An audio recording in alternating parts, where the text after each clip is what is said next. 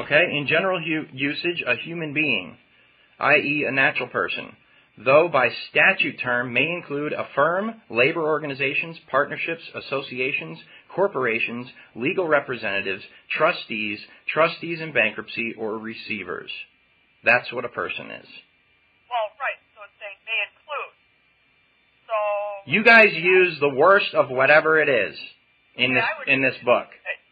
The way I would read it is that you're still a person. Look up human being. Let's look up human being. I'm not a person. I have a person, okay? The person, let me tell you what the person is.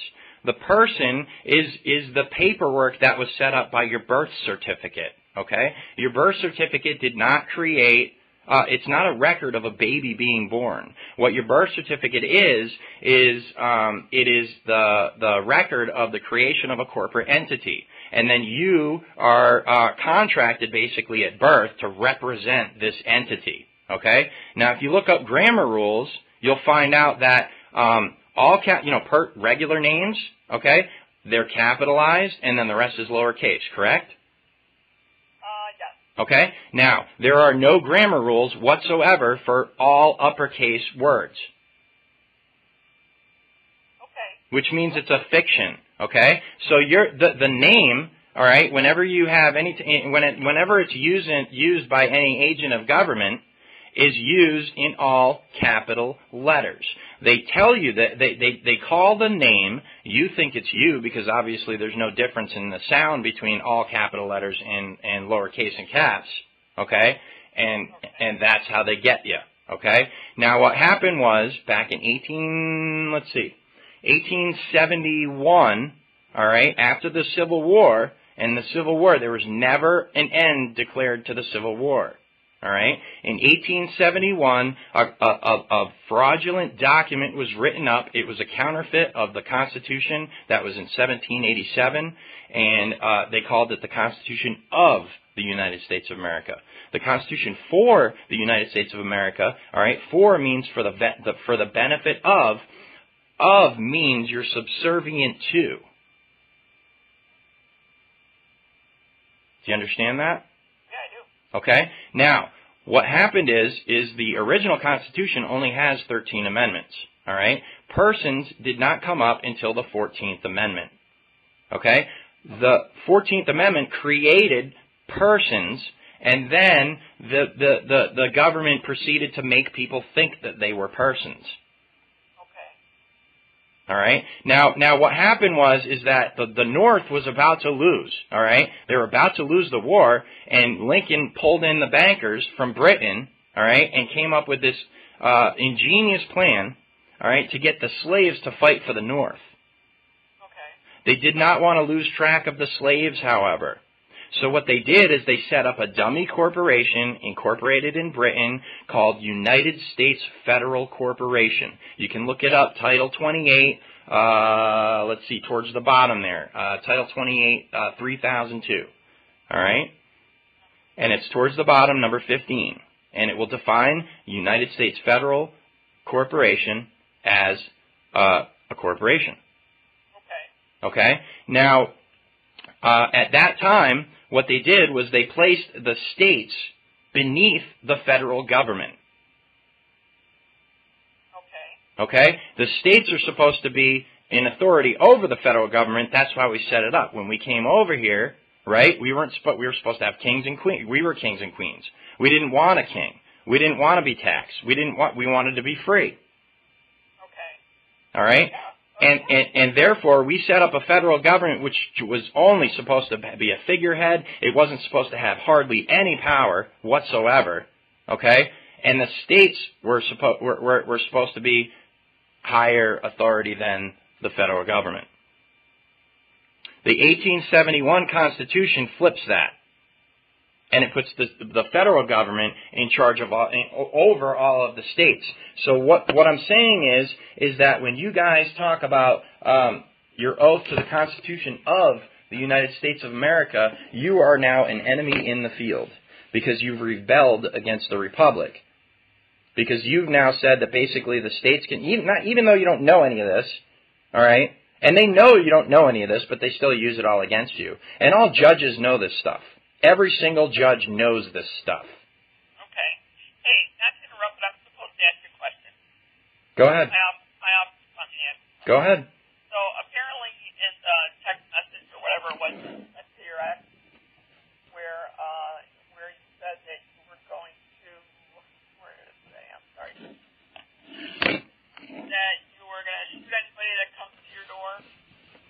I said, yeah. I said I would shoot anybody that. Well, I meant when if they're knocking at the door. Obviously, that's not a big deal. But if they're trying to break down my door, which is what I expected her to try and make happen, then. Do you really mean that? If they come to the door. Yeah. If they come and knock on the door. Uh-huh. Look, you can knock on the door all you want. I'm not answering it. Okay. Well, would it be acceptable to have an officer come knock on the door? No, I don't want you here, ma'am. No, it's not. No, it's not acceptable. What about talking? I don't want you anywhere near me. Well, you just said, yeah, it would be okay. You guys are dangerous. You guys are dangerous. Okay? You're untrained, you don't know the Constitution, and that makes you dangerous, and I don't want to be anywhere around you. I don't trust you. I'm deathly afraid of you. I'm deathly afraid of you. Let me interrupt you again. Now my sergeant wants to know if you would be willing to speak with a crisis worker. No, I don't need any help. I don't need any help. This is ridiculous. This is ridiculous. I know, but just to discuss the email situation. No. Well, you know what? All right. Okay. You know what? I start talking to a crisis negotiator lady, and she's going to deem me insane before you even lift a finger, man. Well, why do you think? Because, see, I know why you guys want to do this stuff, because the only way that you can actually take my rights away is to deem me mentally incompetent, and then therefore I don't have any rights.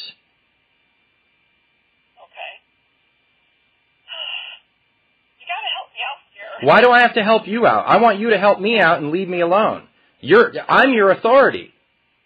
Okay. I'm your authority. I'm the people. I'm telling you, leave me alone. And you're not. And this is what the problem is. This is the serious plague going on in this country, is cops don't realize that they're the servants, not the masters. You guys think you're the masters right now.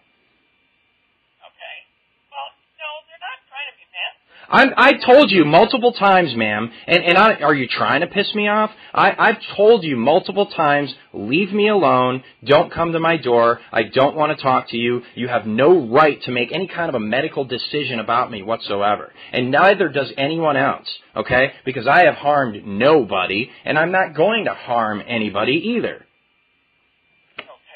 Okay? Unless you guys want to start violating my rights. If you want to start violating my rights and you want to enter my inner sanctum where I'm supposed to be able to be safe, all right, in my own home, then we've got a problem, obviously.